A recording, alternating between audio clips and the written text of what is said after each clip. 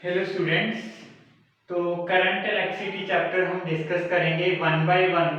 Board के revision के according एक जो चैप्टर है वो दो तीन पार्ट्स में हम कवर करेंगे और बोर्ड रिवीजन स्टार्ट कर रहे हैं। करंट इलेक्ट्रिसिटी चैप्टर में पढ़ा रहा हूँ क्योंकि ऑलरेडी मैंने कॉलम्स लॉ वगैरह की वीडियोस तो पहले ही डाली हुई हैं।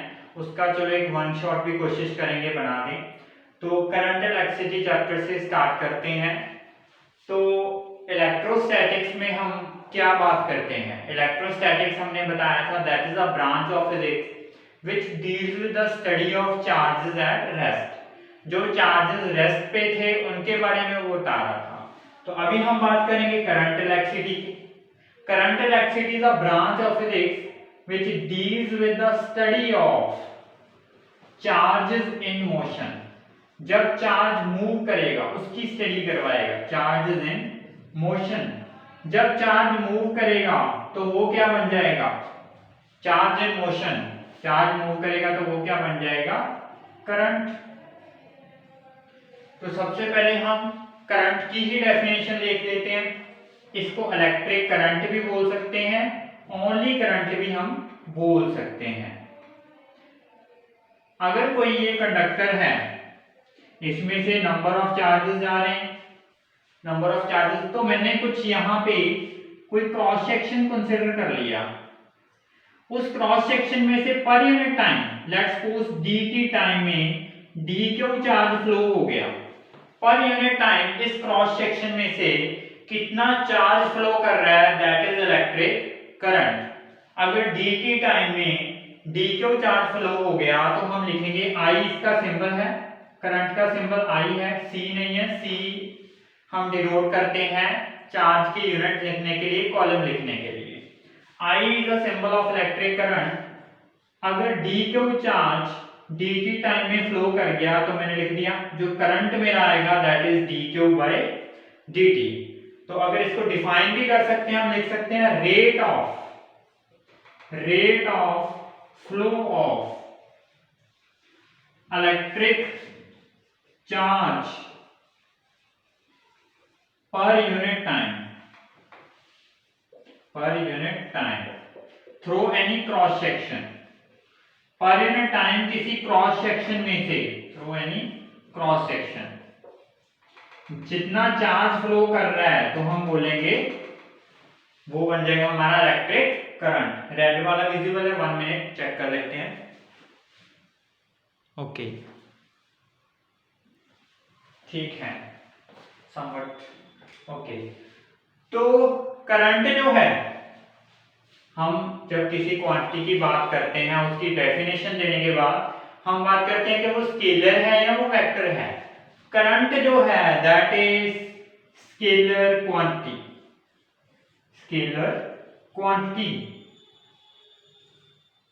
ओके, इसके यूनिट्स क्या हैं? यूनिट्स, एसआई यूनिट्स की बात करेंगे। SI unit of current is ampere. A से इसको डिनोट करते हैं। ओके, एम्पियर हो गए। और डायरेक्शन एक चीज याद रखनी है, अगर चार्ज इलेक्ट्रॉन इस तरफ लेफ्ट टू राइट जा रहे हैं तो करंट हमारा राइट टू लेफ्ट आएगा। ये पॉइंट लिख सकते हो, direction of current is opposite to flow of electrons. जिस डायरेक्शन में इलेक्ट्रॉन जा रहे हैं उस डायरेक्शन से उसके ऑपोजिट डायरेक्शन में करंट फ्लो करेगा। ओके, यहां तक क्लियर? तो अभी छोटी सी बात और, इसको रेज कर रहा हूं मैं, नोट कर लो। मैंने बोल दिया कि एम्पियर हैं इसके यूनिट। अगर एम्पियर इसके यूनिट हैं तो अगर आपको बोला जाए कि डिफाइन 1 एम्पियर, अगर वो पूछ लें डिफाइन 1 एम्पियर, 1 एम्पियर का मतलब क्या है? हमने लिखा है कि जो हमारा करंट जो है वो चार्ज अपॉन टाइम हमने लिखा है, तो इसके यूनिट तो एम्पियर होंगे, करंट के चार्ज के कॉलम होंगे और टाइम के सेकंड होंगे, ऐसा यूनिट। तो 1 एम्पियर हम लिखेंगे is equal to 1 coulomb by 1 second. Current is said to be 1 ampere if one column charge moves through any cross section in 1 second. If one column charge moves through any cross section in 1 second, तो हम बोलेंगे current हमारा कितना होएगा 1 ampere. Okay, next हम बात करते हैं. हमने बोला कि चार्जेस मूव करेंगे तो करंट बनेगा. करंट कैरियर्स, एक इसके ऊपर शॉर्ट भी मैंने बनाई थी. Current carriers. करंट कैरियर्स क्या हैं? देखो, कुछ ऐसी चीज जिसका जिस डायरेक्शन में मोशन हो रहा है वो करंट के फ्लो होने के लिए रिस्पॉन्सिबल है. द चार्ज पार्टिकल, हम लिख सकते हैं, अगर इसको पहले डिफाइन कर देते हैं. The charge particle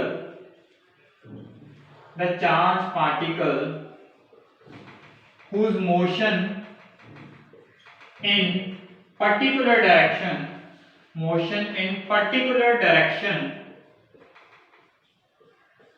makes electric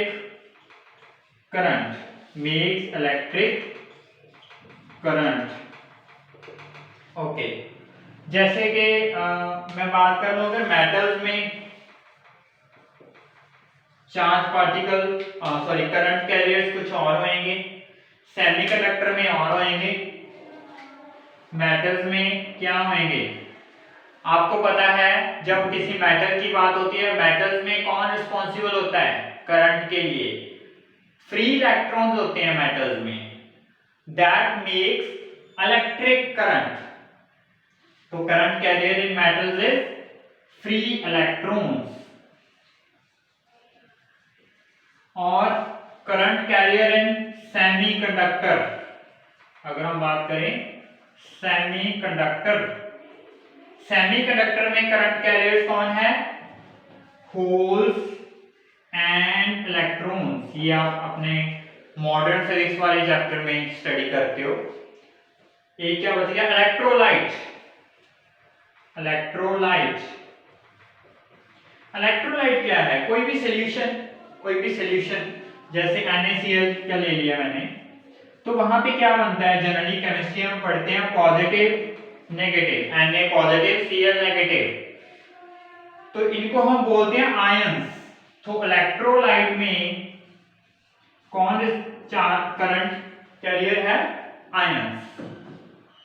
okay, तो ये हमने करंट कैरियर्स की बात कर ली. नेक्स्ट जो है हमारा, अभी यहां तक नोट हो गया. ओके, सारे टॉपिक्स हम कवर करेंगे. ये बोर्ड रिवीजन सीरीज है. कोशिश करेंगे कि बोर्ड का जितना भी है, जब तक आपका बोर्ड होना है तो कंटिन्यू रखा जाए इस चीज को.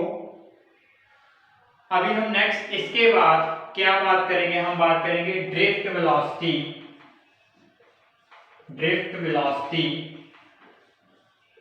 And relaxation time. Okay, drift velocity क्या है? पहले तो इसको समझने के लिए मैं क्या करूंगा, लेट्स सपोज ये कोई कंडक्टर है. अभी सिंपल जैसे वायर है, कोई भी ये वायर किसी से कनेक्ट नहीं किया गया, ये सिंपल एक कंडक्टर है, ये वायर है बस. अभी इसको किसी बैटरी से, किसी स्विच से कनेक्ट नहीं किया गया, तो ये कंडक्टर है. तो आपको पता है कि कोई भी कंडक्टर है, कोई मेटल ही होगी, कॉपर वायर होती है जैसे, तो उसमें फ्री इलेक्ट्रॉन प्रेजेंट होंगे. आपको अगर एक क्वेश्चन मैं पूछूं कि ठीक है, कंडक्टर में अगर फ्री इलेक्ट्रॉन्स होते हैं तो हमें करंट फील क्यों नहीं होता? फिर अगर कोई मैं वायर ले लूं, लेट्स सपोज मैंने ये वायर ले ली, मान लो इसको कनेक्ट नहीं किया गया, तो इसको अगर हम ऐसे टच करें तो हमें करंट लगना चाहिए ना. करंट हमें तभी लगता है जब इसको सर्किट में कनेक्ट किया जाता है, तो फिर क्यों नहीं लगता वो? क्योंकि उसमें फ्री इलेक्ट्रॉन्स तो हैं, इलेक्ट्रॉन मूव ही कर रहे हैं, तो वो मूव कर रहे हैं रैंडमली। एक इलेक्ट्रॉन इधर चला गया, एक इस डायरेक्शन में आ गया, फिर इस डायरेक्शन में आ गया, यहाँ इस तरह, ये रैंडमली मूव कर रहे हैं, ये रैंडमली मूव कर रहे हैं जब कोई भी इलेक्ट्रिक फील्ड हमने अप्लाई नहीं किया हुआ, मींस इसको किसी भी बैटरी वगैरह सर्किट वगैरह से कनेक्ट नहीं किया गया, रैंडमली मूव कर रहे हैं, तो इन सब की कुछ ना कुछ वेलोसिटी होएगी, u1 u2 अप टू, अगर n नंबर ऑफ इलेक्ट्रॉन्स हैं un, तो इनकी जो नेट वेलोसिटी है, एवरेज वेलोसिटी जो है वो जीरो हम कंसीडर करते हैं, क्योंकि रैंडमली कोलाइड करते हैं, रैंडम डायरेक्शंस में मूव करते हैं, कैंसिल हो जाएंगे, और नेट जो एवरेज वेलोसिटी आएगी इनकी जीरो आ जाएगी। तो मैं लिखूंगा अगर n नंबर ऑफ इलेक्ट्रॉन है u1 फर्स्ट की, u2 plus up to un divided by average के लिए नंबर ऑफ इलेक्ट्रॉन से डिवाइड कर लिया, वो हम जीरो कंसीडर करेंगे, क्योंकि रैंडम डायरेक्शन में जा रहे हैं, कोई भी मतलब एक पर्टिकुलर डायरेक्शन में मोशन नहीं हो रहा, तो कैंसल आउट हो रहे हैं, कोलिजन हो गई, स्लो हो गया, फास्ट हो गया एंड सो ऑन। नेट जो है इसकी एवरेज वेलोसिटी जो है, दिस इज एवरेज वेलोसिटी जो है जीरो है। ये कब है? when electric field is zero, when no electric field is applied, electric field is applied, okay. तो अब मैं क्या करूंगा, मैं इस कंडक्टर को कनेक्ट कर दूंगा इलेक्ट्रिक फील्ड, ओके सही आ रहा है रेड वाला। अब मैं क्या करूंगा, इस ये जो कंडक्टर था मैंने इलेक्ट्रिक फील्ड से कनेक्ट कर दिया, मींस बैटरी वगैरह लगा दी इस तरह, ये कंडक्टर है, इस तरह इसको बैटरी से कनेक्ट कर दिया, लाइक अगर इस तरह नहीं कर सकते हो, नेगेटिव पॉजिटिव किधर भी लगा दो, है ना। तो ये जो इलेक्ट्रॉन जो पहले रैंडम डायरेक्शन में मूव कर रहे थे, वो अब एक पर्टिकुलर डायरेक्शन में मूव करने लगेंगे, पर्टिकुलर डायरेक्शन में मूव करने लगेंगे विद सम एवरेज वेलोसिटी, और उसी एवरेज वेलोसिटी को हम नाम देंगे ड्रिफ्ट वेलोसिटी का। इलेक्ट्रॉन इस तरह, इलेक्ट्रॉन नेगेटिव टर्मिनल से आके पॉजिटिव की तरफ जाएंगे, और with some net average velocity, तो उसी नेट एवरेज वेलोसिटी को, यहाँ पे तो जीरो आ रही थी बट अब जीरो नहीं आएगी, क्योंकि पर्टिकुलर डायरेक्शन में आगे हो, अभी जीरो नहीं आएगी, कुछ होएगी, तो उसी वेलोसिटी को हम नाम देंगे ड्रिफ्ट वेलोसिटी का। ड्रिफ्ट वेलोसिटी को अगर डिफाइन करना हो तो हम क्या बोल सकते हैं, it is average velocity with which electrons are drifted towards positive terminal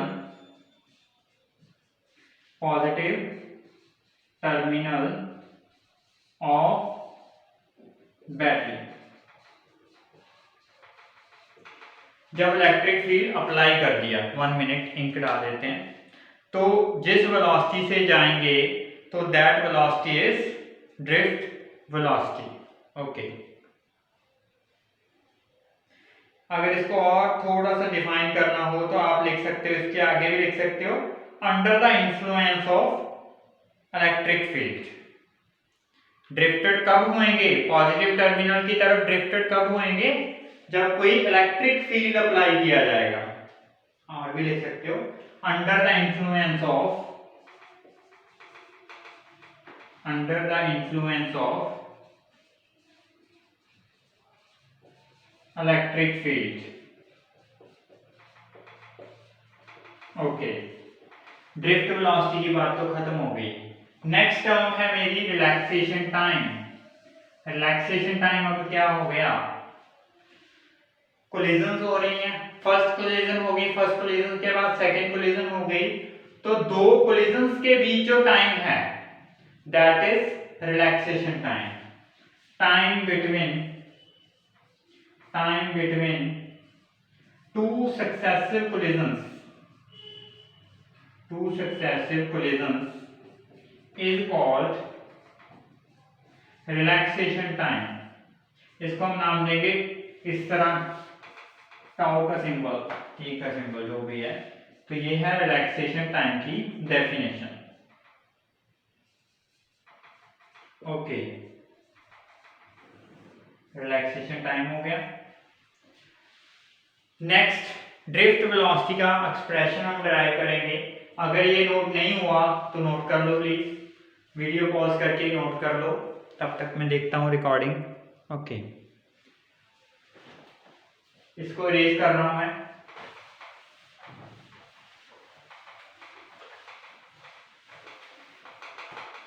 drift velocity का एक्सप्रेशन हम बनाएंगे, expression for drift velocity, expression for drift velocity.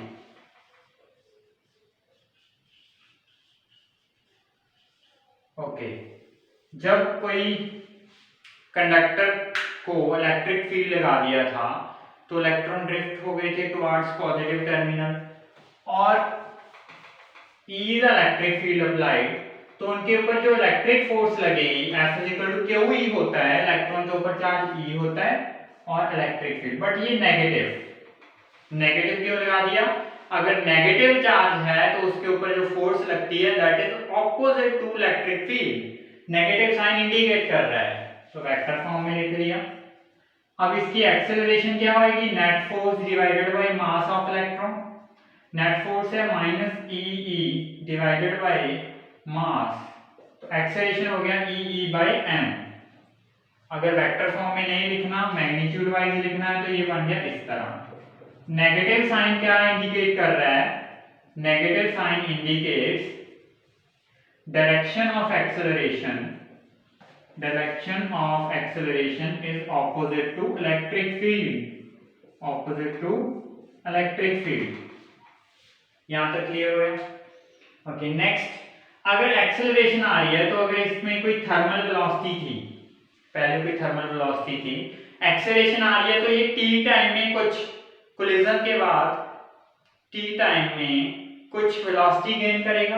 अब u1 थर्मल वेलोसिटी थी, टी टाइम के बाद इसने कितनी वेलोसिटी गेन कर ली? That is u1 plus acceleration into time. Okay, इस तरह सारे के लिख लिया। u2 ये टाइम t1 हो गया इसका into t2, same acceleration up to करते हम vnth इलेक्ट्रॉन तक पहुंच गए, un plus a into tn। तो ड्रिफ्ट वेलोसिटी हमारी क्या थी? Average v1 plus v2 up to vn divided by number of electrons. तो v ड्रिफ्ट, v1 की वैल्यू क्या है? u1 plus 81, u2 plus 82, un plus 80n। तो ये लिख लिया। तो मैं u वालों को एक कंबाइन कर लूंगा, मैं यहाँ पे लिख लूंगा u1 plus u2 up to un, combine कर लिया, और a इनमें से कॉमन निकाल दिया, तो ये बन गया t1 प्लस या τ1 τ2 इस तरह। ये रिलैक्सेशन टाइम है फॉर इंडिविजुअल इलेक्ट्रॉन। फर्स्ट के लिए, फर्स्ट की सक्सेसिव कोलिजन का बीच कितना टाइम है, सेकंड के लिए, थर्ड के लिए, divided by number of electrons.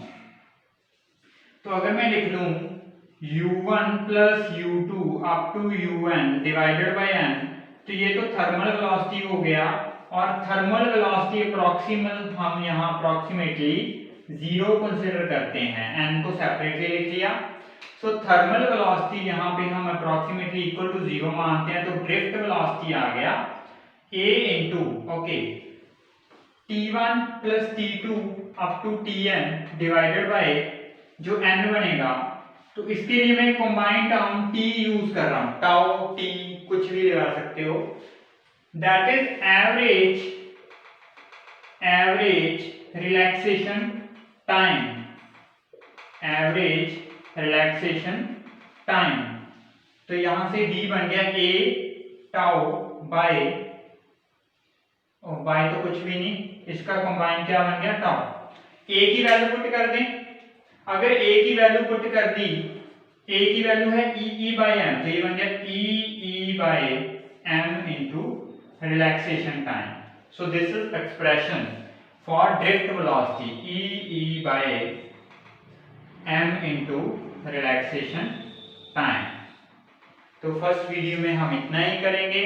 Second video में हम इसके आगे वाला topic relation between current and drift velocity से स्टार्ट करेंगे। Thank you.